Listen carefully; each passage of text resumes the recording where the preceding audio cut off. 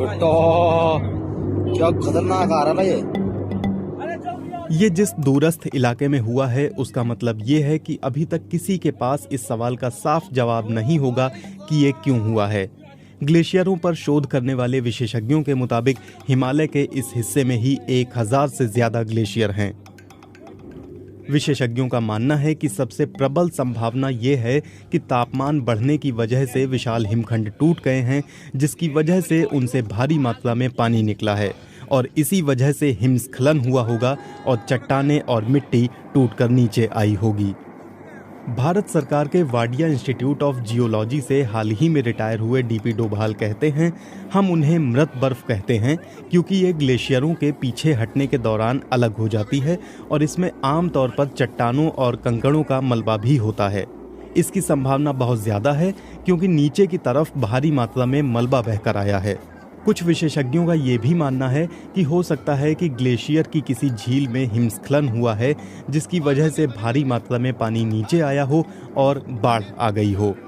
लेकिन कुछ विशेषज्ञों का ये भी कहना है कि उस क्षेत्र में ऐसे किसी ग्लेशियर झील के होने की जानकारी नहीं है।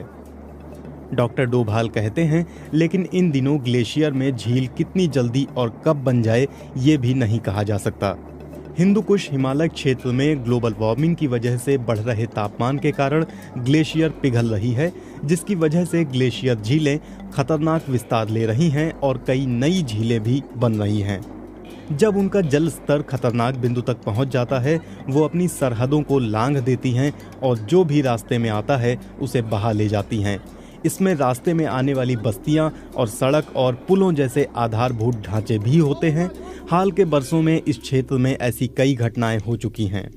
एक संभावना ये भी है कि हिमस्खलन और भूस्खलन होने की वजह से नदी कुछ समय से जाम हो गई होगी और जल स्तर बढ़ने की वजह से अचानक भारी मात्रा में पानी छूट गया होगा। हिमालय क्षेत्र में भूस्खलन की वजह से नदियों के जाम होने और अस्थायी झीलें बनने के कई मामले सामने आए हैं। बाद में ये झीलें मानव बस्तियों, पुलों और हाइड्रो पावर प्रोजेक्ट जैसे अहम इंफ्रास्ट्रक्चर को बहा कर ले जाती हैं। साल 2013 में जब उत्तराखंड के केदारनाथ और कई अन्य इलाकों में प्रलयकारी बाढ़ आई थी, तब भी कई थियरी दी गई थीं। डॉक्टर डोभाल कहते हैं, काफ़ी समय बीतने के बाद ही हम पुख्ता तौर पर बता सके थे कि इस बाढ़ की वजह छौराबारी ग्लेशियर झील का टूटना था।